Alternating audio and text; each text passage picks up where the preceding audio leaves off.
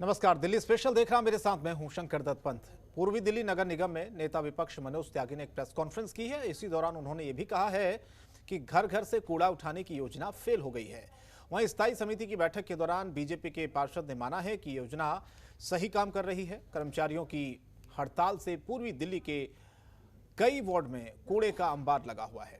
इसके अलावा नेता विपक्ष ने बीजेपी शासित निगम पर भ्रष्टाचार करने का आरोप लगाते हुए कहा कि घर घर से कूड़ा उठाने की योजना फेल हो गई है और इस मेट्रो बेस्ट योजना से निगम को कहीं ना कहीं चूना लगाने की कोशिश हो रही है।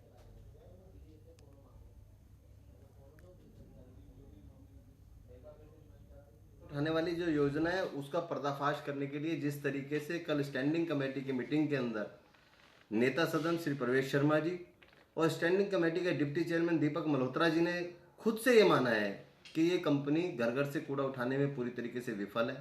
जो मानक तय किए गए थे उस आधार पे ना तो ये कूड़ा उठा पा रहे हैं, ना गलियों को साफ कर पा रहे हैं, ना ढलावों को साफ कर पा रहे हैं। सिर्फ ये आई वॉश करने का काम कर रहे हैं। खाली ढलाव को जब कूड़ा उठ जाता है तो उनकी फोटो खींच करके डाल देते हैं।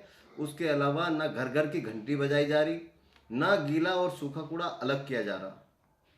और कल जिस तरीके से इस मेट्रो कंपनी के कर्मचारियों ने हड़ताल करी है उससे यह भी साफ हो गया है कि ये मेट्रो कंपनी जिस तरीके से भारतीय जनता पार्टी के नेता भ्रष्टाचार में लिप्त हैं, झूठ बोलने में नंबर 1 है, उसी तरीके से ये मेट्रो कंपनी भी अपने कर्मचारियों को ठगने से बाज नहीं आई। 17,800 रुपये के एग्रीमेंट पे साइन करा करके और मात्र उनको 14,500 रुपये मानदेय देने की जो बात तय की गई वो बिल्कुल गलत नीति है, बिल्कुल उनके साथ धोखा है, कर्मचारियों के साथ धोखा है। और 14,500 में से भी 30 दिन का काम करा करके मात्र उनको 20 दिन की तनख्वाह दी जाती है, जो पिछले 2 महीने से वो भी पेंडिंग चल रही है।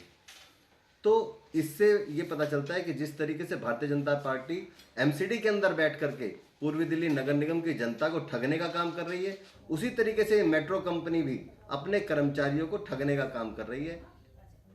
और साउथ दिल्ली के ग्रेटर कैलाश थाने की पुलिस टीम ने आज दिल्ली पुलिस सप्ताह शिविर के तहत ग्रेटर कैलाश के सी ब्लॉक में स्थित एक पार्क में स्थानीय लोगों से जनसंपर्क किया। इसके साथ ही पुलिस टीम ने लोगों को अपराध के बारे में जानकारी दी। इसके अलावा लोग किस तरह से अपराध से बच सकते हैं, अपराध करने में क्या नुकसान है, उन सभी बातों के बारे में पुलिस ने लोगों को बताया। आपको बता दें कि दिल्ली पुलिस की तरफ से इस पूरे महीने दिल्ली पुलिस सप्ताह शिविर का आयोजन जगह जगह किया जा रहा है, जिसमें दिल्ली पुलिस खुद लोगों के पास जाकर उन्हें जागरूक कर रही है और खास संदेश भी दे रही है कि किस तरीके से क्राइम से आप बच सकते हैं। इतना ही नहीं, पुलिस इस बारे में भी जानकारी दे रही है कि लोग आग लगने के बाद कैसे अपना बचाव करें। दिल्ली पुलिस ने अगर मन में जज्बा हो तो सब कुछ किया जा सकता है का नारा भी दिया है और इस तरीके की बातों से लोगों को प्रोत्साहित किया है और उनकी बातों को सुना भी है। आग लग जाती है, किसी पर्सन को आग लग जाती है कपड़ों में, तो उसको कंबल से लोग लपेट देते हैं, तो वो और दिल्ली में सामूहिक बलात्कार और यौन शोषण के आरोपों का सामना कर रहे बाबा आशू भाई गुरुजी ने अपने ऊपर लगे आरोपों को एक साजिश बताकर सीबीआई जांच की मांग की है।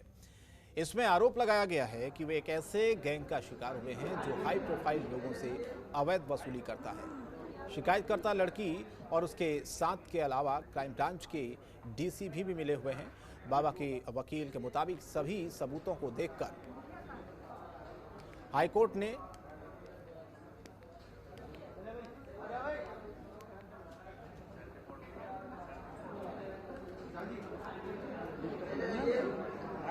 सभी सबूतों के मुताबिक अगर देखा जाए तो हाईकोर्ट ने क्राइम ब्रांच को 2 हफ्ते में जवाब दाखिल करने के लिए कहा है। साथ ही उन्होंने और भी कई बड़े राज खोले हैं जो बेहद चौंकाने वाले हैं।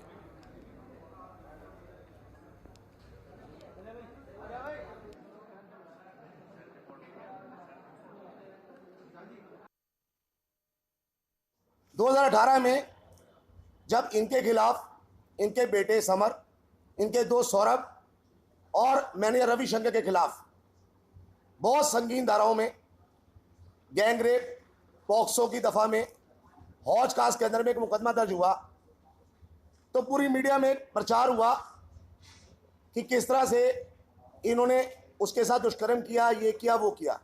आज गूगल पे जाएंगे तो कम से कम 20 वीडियो मिलेंगी जिसमें यह तो बताया जा रहा है कि इन्होंने गलत किया, ऐसे किया, वैसे किया। लेकिन आज आपके जरिए मैं इस स्कैंडल से पूरा पर्दा उठाना चाहता हूं कि किस तरह से दुनिया के अंदर बनाए गए सारे रेप के मुकदमे, अगर सारे मुकदमे झूठे नहीं हैं तो सारे मुकदमे सच्चे भी नहीं हैं। ये अपने आप में एक एक्सेप्शनल केस है, जिसके अंदर में जब आप लोगों को पता लगेगा कि किस तरह से ये लोग जो गुरु या कोई भी धार्मिक संस्था से जुड़े हुए किस तरह से सॉफ्ट टारगेट होते हैं और किस तरह से लोग इनको इजीली कानून का मिसयूज करते हुए फॉल्स केस में इम्प्लीकेट करके और एक मोटिव के साथ कि किस तरह से मोटा पैसा इनसे हटा जाए, उसके लिए ये इनको गलत केसों में फंसाते हैं। 2018 में एक आसू भाई महाराज के ऊपर रेप का आरोप लगा था, जिसके बाद अब आज एक प्रेस कॉन्फ्रेंस की गई है और इनसे बात करते हैं क्या कुछ रहा था। सर, सबसे पहला सवाल तो यही है, जब आपने अभी बताया कि जेल में थी तो कुछ लोगों ने आपसे पैसे मांगने की बात कही, कुछ बीच में मेडिएटर भी बन गए। सर, कौन थे वो लोग, कुछ पता चल पाया उनका? हाँ, पता चल पाया, उन पर कार्रवाई हुई, मुझे बहुत अच्छा लगा। यहाँ पर मैं नाम नहीं बताऊंगा क्योंकि जब बात ख़त्म ही हो गई है तो अब अच्छा लगेगा कि मैं किसी नाम को आगे ना लाऊं, क्योंकि फिर एक दुश्मनी तैयार होगी और मुझे फिर परेशानी हो जाएगी, समझ गए जी। लेकिन सबसे बड़ी बात है कि जो अपराधी है वो किसी से डरता ही नहीं है। जैसे भी आपने बताया, आप हमेशा कैमरे के सामने रहते, चाहे स्टूडियो में जाओ, मीडिया में, चाहे अपने ऑफिस में, सीसीटीवी कैमरास लगे हुए थे। जब ये रेप का मामला सामने आया, क्या आपने वो सीसीटीवी खंगालने की बात कही? हमने उनको दे दिए और वो सब उन्होंने बाद में ये बोला कि ये करप्ट हो गए, खाली है, खराब हो गए। ये कैसे हो सकता है? अभी भी लगे हुए हैं और मैं हैरान होता हूँ ये सब चीज़ें देख कर कि कानून से आदमी इतना अवज्ञ है, दूर है कि वो कानून को भी धोखा देता है।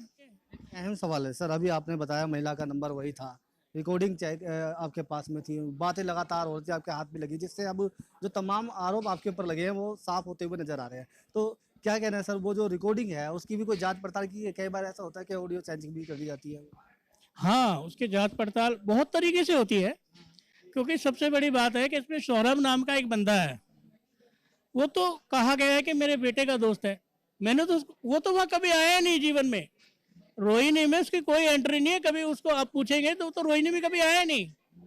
आप उसकी मेडिकल रिपोर्ट निकलवाओ, उसका जो कॉल डिटेल है उसमें देखो, क्या वो कभी रोहिणी में आया? वो कभी रोहिणी में नहीं आया। चलो महिला की छोड़ो कि उसके पास नहीं है, पर उसके पास तो मोबाइल हमेशा है। अब वो भी तो ये शो कर सकता है कि मैं तो यहाँ कभी आया नहीं।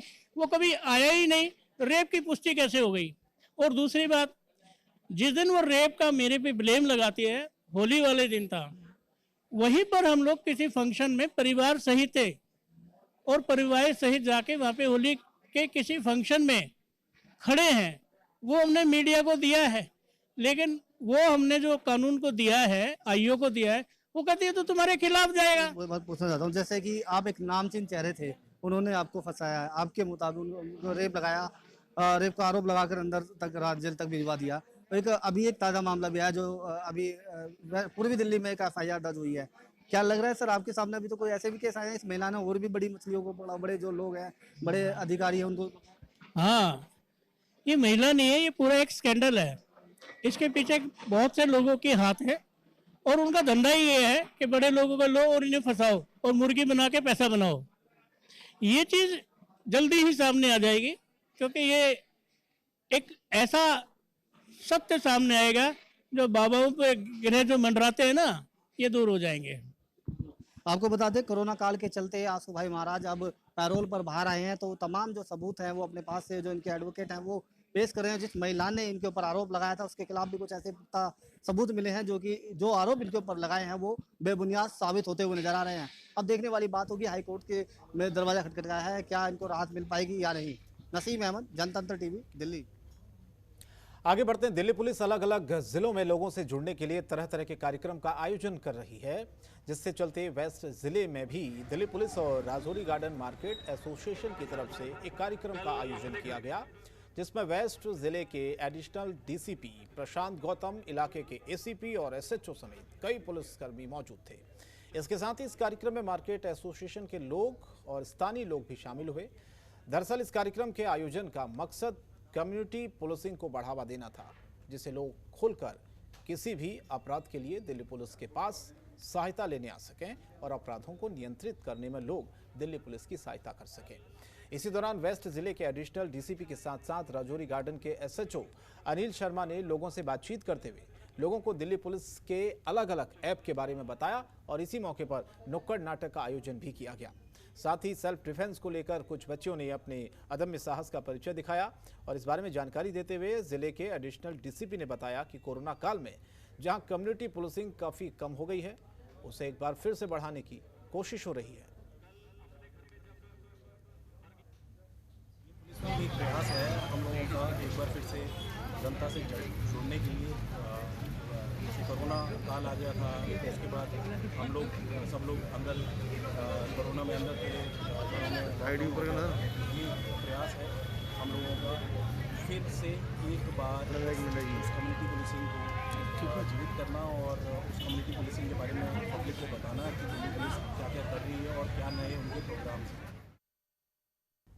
और वहीं साउथ दिल्ली के सिलेक्ट सिटी वॉक मॉल में आज दिल्ली पुलिस और स्टेट बैंक ऑफ इंडिया की तरफ से लोगों को जागरूक करने के लिए कार्यक्रम किया गया, जिसमें एसबीआई की बस के जरिए बैंक के कर्मचारियों ने मॉल के अंदर लोगों को ऑनलाइन फ्रॉड, प्रॉपर्टी फ्रॉड के बारे में पूरी जानकारी दी।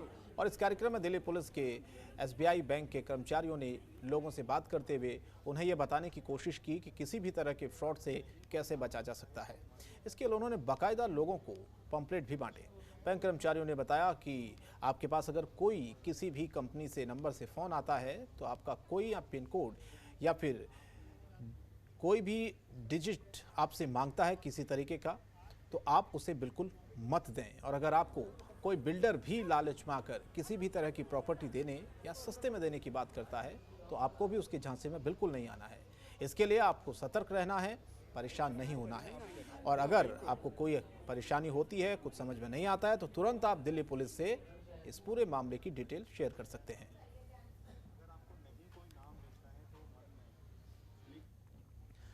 गाजीपुर पुलिसिंग में 3 बदमाशों को पुलिस ने गिरफ्तार कर लिया है। बदमाशों के पास से पुलिस ने 2 पिस्टल और चोरी की कई मोटरसाइकिल बरामद की है।